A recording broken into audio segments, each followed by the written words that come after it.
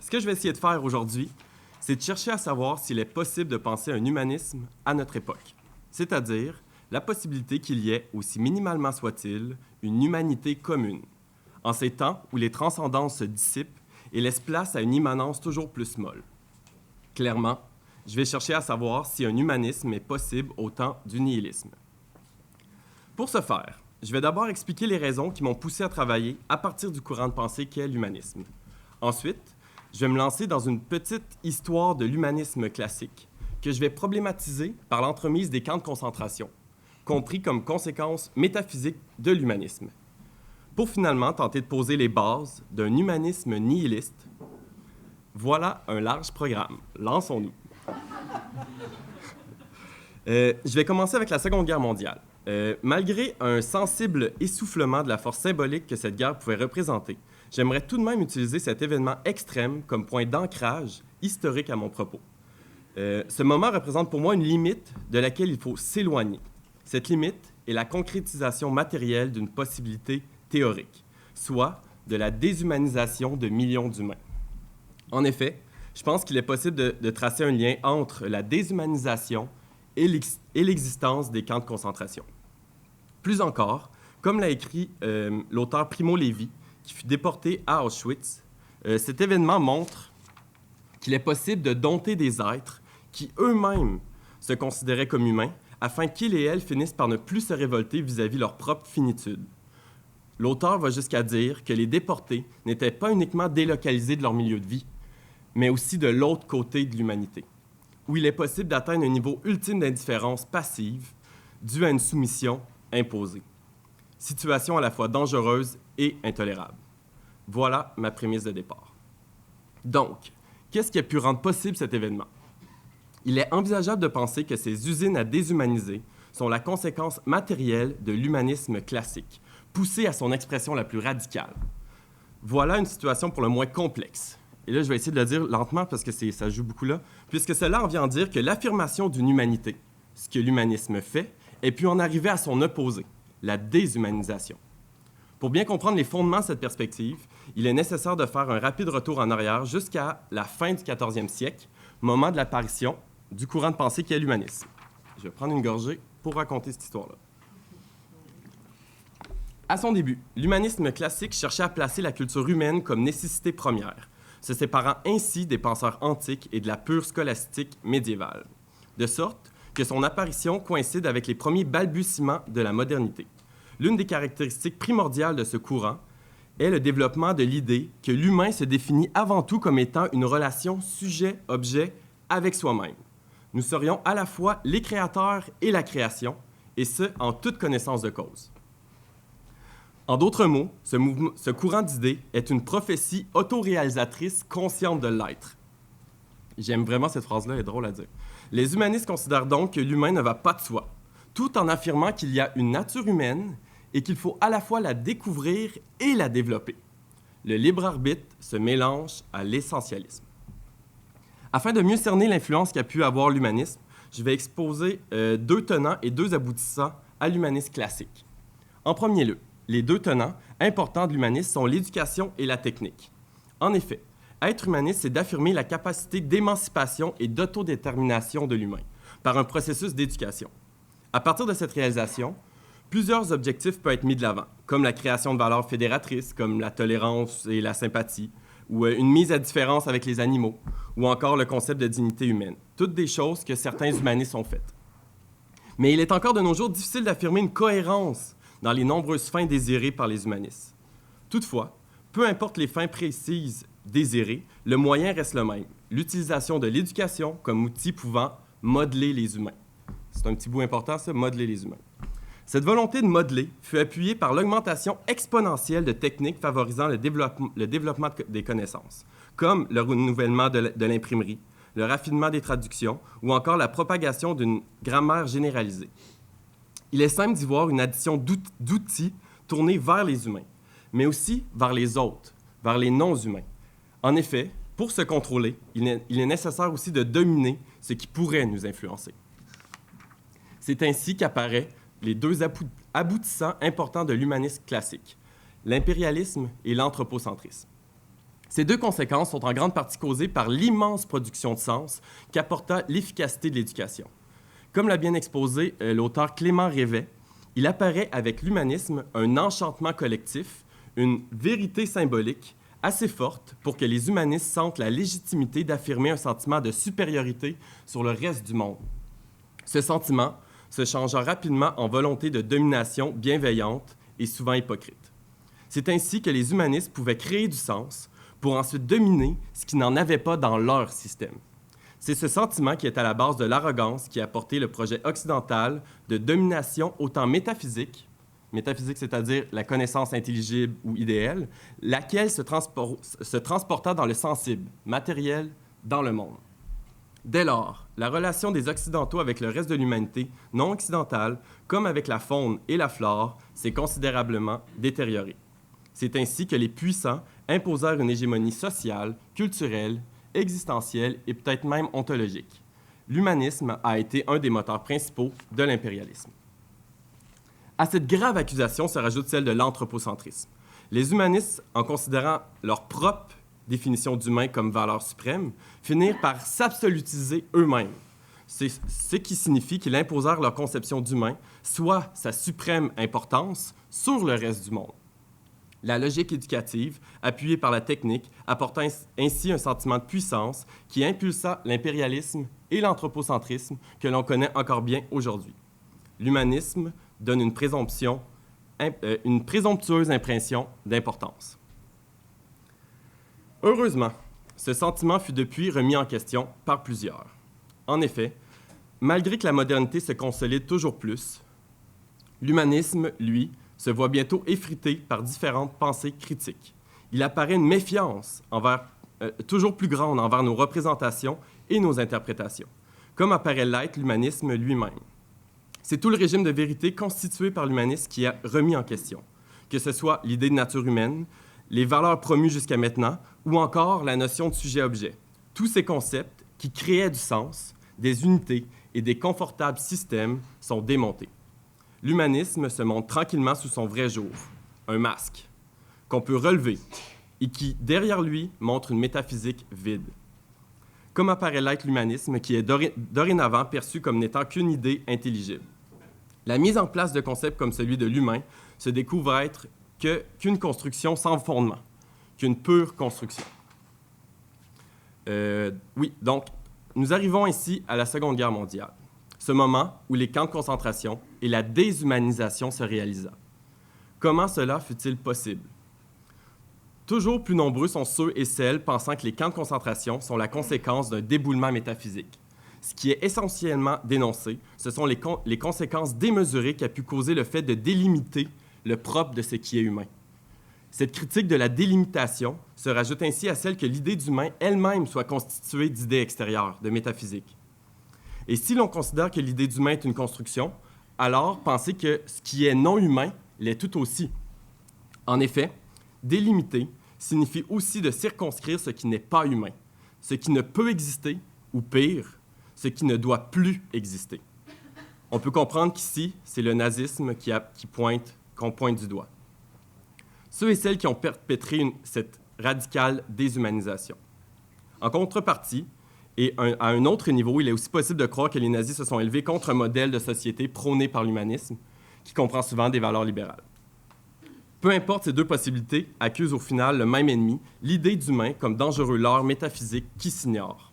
Il est ainsi possible de réaliser des liens entre l'humanisme et l'avènement des camps de concentration. À partir de cela, comment penser ou même considérer encore l'humanisme de nos jours? Faut-il le rejeter absolument? Au fond, comment penser l'humain et son action sur lui-même, sur nous-mêmes, maintenant que l'on sait que les conséquences d'une telle action peuvent être tragiques? Ces questions sans réponse posent tranquillement les bases de la crise existentielle face à laquelle notre époque s'enfonce. Les humains réalisent qu'ils n'ont pas la force d'établir ni de justifier l'existence à partir d'eux-mêmes, n'étant qu'une vide construction. Comment cela est-il possible? Quelle est cette époque, la nôtre, qui remet tout en question sans pouvoir remplir le vide laissé derrière toutes ces déconstructions? Cette époque, nous pouvons la nommer le temps du nihilisme. Qu'est-ce que cela veut-il dire exactement? Ça fait 2 jours qu'on essaie de répondre à ça. On n'est pas sûr qu'on a trouvé de solution. Je vais dire quand même quelque chose. La perspective qui me semble la plus intéressante pour cerner ce concept est sous l'angle historique, c'est-à-dire que le nihilisme peut être considéré comme un moment historique de l'Occident, un moment où les absolus, soit les métaphysiques ou les valeurs suprêmes, souvent imposées par Dieu ou les religions, sont remises en question au point de disparaître et par le fait même, ce qui est important, perdent leur autorité régulatrice.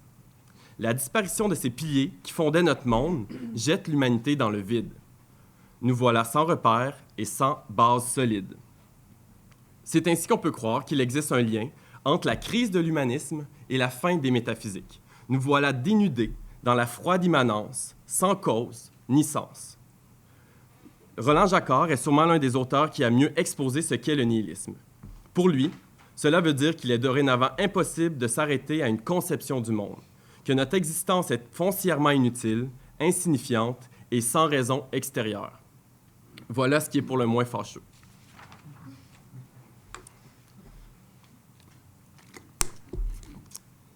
Nous voilà donc au temps du nihilisme.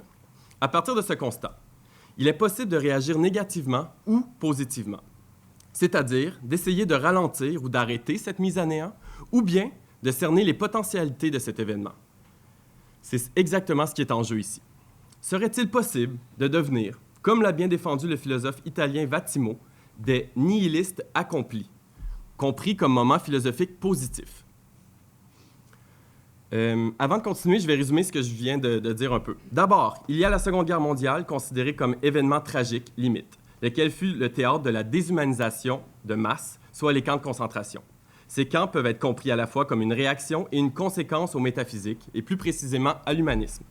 2. Donc, cet humanisme, ce même humanisme qui se trouve être le courant de pensée par excellence, qui apporta la démesure moderne en conséquence de l'oubli que ce courant était avant tout une métaphysique. Enfin, il fut question du nihilisme, qui serait en fait une époque, la nôtre. Maintenant que tout cela est un peu plus éclairci, nous pouvons donc revenir à la question de départ.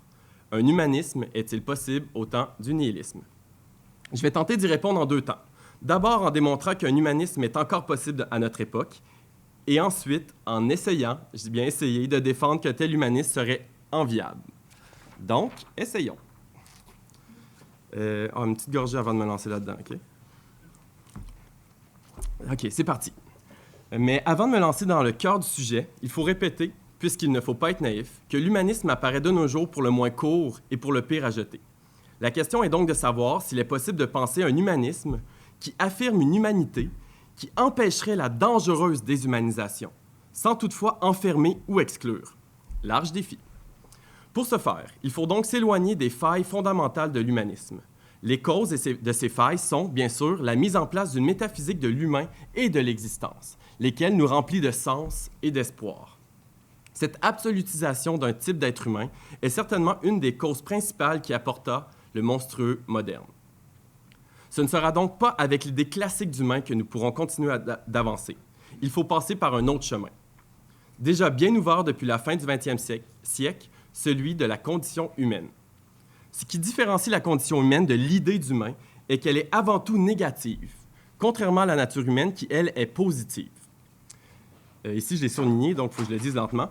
Il y a une grande différence entre le fait de poser une limite, par exemple l'incertitude existentielle, et l'affirmation d'un caractère ou d'une spécificité de manière positive. Par exemple, l'humain est bon, l'humain est méchant, donc il faut aller vers là où c'est ça. On comprend que c'est exactement ce que l'humanisme fit, donner un sens, un objectif vers quoi aller. Pour sa part, le concept de condition humaine semble être une autre voie, pour le moins intéressante, afin de développer un autre mode d'existence et de pensée, comme a pu par exemple le faire mon ami Albert Camus, soit à partir, je cite, « des valeurs dont nous disposons, c'est-à-dire rien, sinon la conscience de l'absurdité où nous vivons. » Autrement dit, pourquoi ne pas envisager comme féconde la contradiction entre notre besoin de réponse et le silence du monde, laquelle nous met devant le vide accompli? Pourquoi ne pas assumer le vide existentiel, la difficile conscience de notre finitude ainsi que l'univers qui nous dépasse, et ce, afin de vivre à partir de ces négativités? Pour sa part, l'humanisme classique avait tenté positivement de trouver, ou plutôt de découvrir une humanité. Il a essayé de fonder quelque chose de solide sans réussir. Le contraire pourrait être un avenir, c'est-à-dire un fondement sur le rien. Est-ce encore refondé? Je ne crois pas. C'est ce que j'essaie de défendre ou de développer. Le rien n'est pas le même type de réel que quelque chose se voulant solide ou certain. Le non-fondement ne crée pas le même être au monde que ce que nous avons vécu auparavant sous les anciennes métaphysiques. Le non-fondement est quelque chose d'autre. Il est fondamentalement fuyant, relatif, mou. Rien n'y tient. Ainsi, sans unité, sans absolu, sans système, sans objectif, sans réponse et sans certitude, il ne reste que des limites existentielles négatives. Il ne reste peut-être que le changement, que le mouvement. C'est exactement ce qui reste, du mouvement, et plus exactement une tension entre l'humain et le monde, puisque l'humain est sous un certain angle sorti de la nature. Nous ne sommes définitivement pas des roches. Nous possédons une conscience qui nous sort du pur consentement naturel. Il y a une sorte de contradiction entre nous et l'univers. C'est cette nécessaire tension qui rend possible l'humanité. Cette tension nécessite la vie humaine pour être, pour que le mouvement soit encore possible. La vie donne un monde, voit le nihilisme, ressent l'espace. De sorte que la seule valeur ou nécessité qui serait indétrônable dans le nihilisme accompli est la vie humaine. Voilà qu'apparaît tranquillement un autre humanisme, négatif et minimal, l'humanisme nihiliste. Ce type de nihilisme garde une seule valeur, la vie, puisqu'une relation de dépendance intrinsèque relie le nihilisme et les humains. Les deux existent qu'à travers l'autre. Pour garder ce lien, il est nécessaire qu'il y ait une minimalité commune, la vie humaine. Voilà une forme de fraternité inédite, non pas rien en commun, mais bien le rien en commun. Il y a donc une fraternité hors de nous, imposée négativement, sans distinction générale. C'est cette fraternité nihiliste qui, pour être ressentie, nécessite ce qui la fait vivre, les humains qui y sont contraints. Bien sûr, la vie ne s'arrête pas à celle humaine, mais la position dans laquelle s'est placé l'humain, celle qui lui apporte la possibilité de création totale, comme de destruction totale, l'oblige à la plus réfléchie des responsabilisations. L'humain est prisonnier à la fois de son passé et de sa potentialité de puissance. Situation qui impose le relativisme, soit la minimalité. Un espace où la pensée comme l'action se déballe faiblement, relativement, comme l'impose le nihilisme. De ce fait, comme l'a si bien dit Blaise Pascal au 18e siècle, la grandeur de l'homme est grande en ce qu'il se connaît misérable. Je vais répéter parce qu'elle est belle. La grandeur de l'homme est grande en ce qu'il se connaît misérable. Mais voilà, notre époque demande d'aller plus loin, de ne pas juste se connaître misérable, mais bien d'agir comme tel. Voilà ce que reprend à sa manière Vatimo, qui voit dans le nihilisme accompli, je cite, « une chance de se redonner authentiquement dans la forme de l'appauvrissement, la pauvreté de l'inapparent marginal, de la contamination vécue comme l'unique issue possible hors des songes de la métaphysique, quels qu'en soient les travestissements. » Il y a donc possibilité d'un paisible humanisme au temps du nihilisme, un humanisme nihiliste ou imbasé sur le rien. Comme l'a bien montré la penseure Christine Daigle, les philosophes Nietzsche et Sartre ont eux aussi fait ce parcours. Il est à leur instar possible de penser que, je cite, « le nihilisme est un humanisme puisque lui seul permet l'avènement de l'être humain ». Le parcours emprunté par ces deux auteurs, Nietzsche et Sartre, révèle que l'humanisme a besoin du nihilisme pour voir son projet se réaliser. Hey, j'ai fini. Non, mais attendez, non, j'ai fini. Il reste conclure. Je suis désolé, je voulais pas donner d'espoir. Là. OK, 5 lignes. C'est fini après, OK? Pour conclure, je crois qu'il est possible d'imaginer que le nouvel humanisme s'approche de ce qu'a essayé de développer Albert Camus, une pensée de l'humain sans fondement ni consistance philosophique, un humanisme sans épaisseur, lisse et transparent à lui-même. C'est-à-dire un humanisme qui considère les humains comme étant ceux et celles qui font vivre le rien, qui gardent la tension vivante, cette possibilité qui se déplace doucement dans l'infini. Un humanisme cosmique qui, grâce à la fraternité qu'il crée, peut délicatement influencer la vie en commun. Il me semble donc souhaitable d'imaginer un humanisme nihiliste. Merci beaucoup.